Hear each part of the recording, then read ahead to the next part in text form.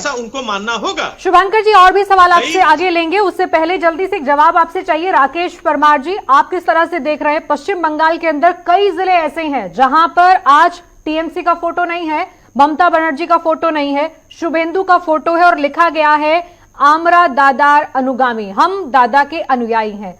क्योंकि ऐसी हवा हमने कई राज्यों के अंदर तब देखी जब कोई बड़ा लीडर या कोई बड़ा जिसका प्रभाव रहा हो किसी पार्टी में, वो दूसरी पार्टी में जाता है तो एक प्रमोशन एजेंडा शुरू होता है। आपको लगता है कि ये एक हवा बनाने की कोशिश है कि टीएमसी से जितने लोग आज आएंगे ये बीजेपी के लिए हवा बनाएंगे पश्चिम बंगाल के अंदर? नमस्कार।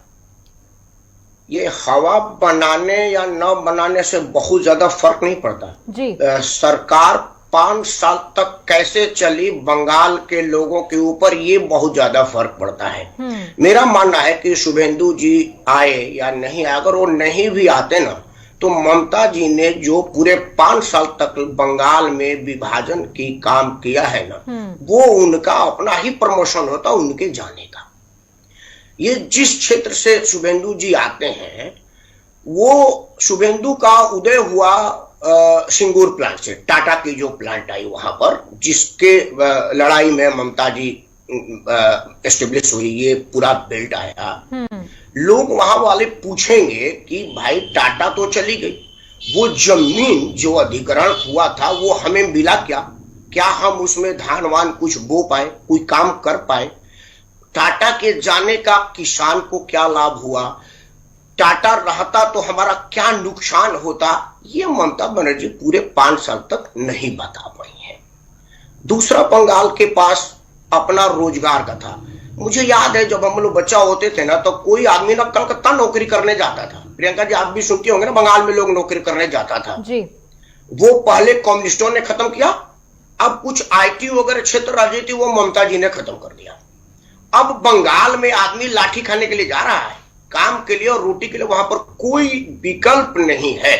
तो ये शुभेंदु वाला पर्चा उर्चा कोई बहुत महत्वपूर्ण नहीं होता। मेरा अपना मानना है कि चुनाव के महीना 2 महीना 6 महीना पहले आना और जाना ये बहुत महत्वपूर्ण नहीं होता है कि कौन आ रहा है कौन जा रहा है। या मैं शुभंकर भट्टाचार्य जी की इस बात से सहमत हूं कि वो पहले वाला आए थे तो आज वाला आए थे, वो किसके लिए फायदेमंद किसके लिए नुकसानदायक होगा ये भविष्य बताएगा।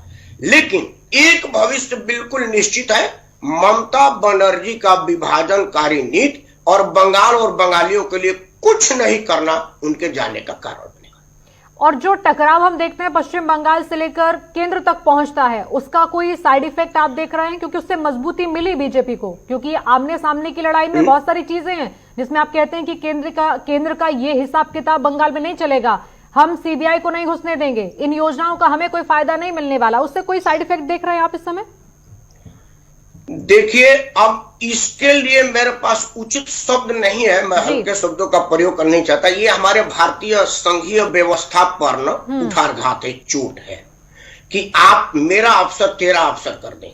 मैं नाम लेना नहीं चाहूंगा, वो जो 3 अधिकारी जो भारत के सबसे बड़ी पार्टी, अब तो वो दावा करते हैं कि दुनिया की सबसे बड़ी पार्टी है, लेकिन भारत में भारतीय जनता पार्टी का राष्ट्रीय अध्यक्ष वहां जा रहा है और आपके इतने आला दर्जे के अधिकारी वहां पर डिप्लॉयड है और उसके बाद उस पर पथराव हो जाए, आपके अपने ही राज्य के प्रदेश अध्यक्ष के ऊपर पथराव हो जाए, प्रभारी का हाथ टूट जाए, उसके बाद भी उससे क्वेश्चन ना हो, ये बहुत बुरी बात है। दूसरी बात है, हम इसके पहले भी देखे थे कि सीबीआई के रेड पर पुलिस अधिकारी को बिल्कुल ममता बनर्जी उनको लगा जैसे उनके ऊपर रेड हो रहा है। ये तीसरा सबसे बड़ा, मैं अपने पूरे जीवन में ऐसा कभी नहीं देखा कि सेमिनरियल ड्रेस में ममता बनर्जी के धरने पर पुलिस अधिकारी खड़ा हो। उसका रिवार्ड क्या मिला? ममता बनर्जी उसके लिए एकदम कुछ भी हद तक जाने को तैयार हो गई। क्रिया का प्रतिक्रिया कि एक बहुत पीछे का कोई मामला जो अभी दिल्ली में भी आदमी डिप्लॉयड है, महाराष्ट्र में कहीं है, उस पर एफआईआर हो गया, वो केस खोल दिया गया। केंद्र सरकार और राज्य सरकार सरकारी अधिकारियों का सेवा कैसे ले इस तरह जानती है। मान लीजिए कि वो 1% में मान लू कि केंद्र सरकार ने गलत किया उन तीनों लोगों को बुला करके, तो आपके कौन से वो सगे थे भाई? अधिकारी तो हैं। राकेश के जगह शुभांकर काम करेंगे, शुभांकर के जगह प्रियंका जी काम करेंगी, रेणु जी काम करेंगी। मतलब कुछ ऐसा है क्या कि आप उनको कोई नाजायज फायदा पहुंचाई है जिसका रिवार्ड लेने का टाइम था और केंद्र सरकार ने आपके बीच से प्लेट खींच ली, पहले से जो ठनी है और ममता बनर्जी ये दर्शाती हैं कि उनसे ऊपर कुछ नहीं है, उनके राज्य के अंदर कोई केंद्र सरकार नहीं है, उनके राज्य की जिम्मेदारी उनकी, सरकार उनकी, तो अधिकारी भी उन्हीं को जवाब दे। रेणु भाटिया जी, एक और भी चीज है, एक और इस समय जेडीयू की तरफ से लगातार ये कहा जा रहा है कि बीजेपी के साथ या खिलाफ, लेकिन बंगाल में उतरेंगे जरूर इस बार नीतीश कुमार।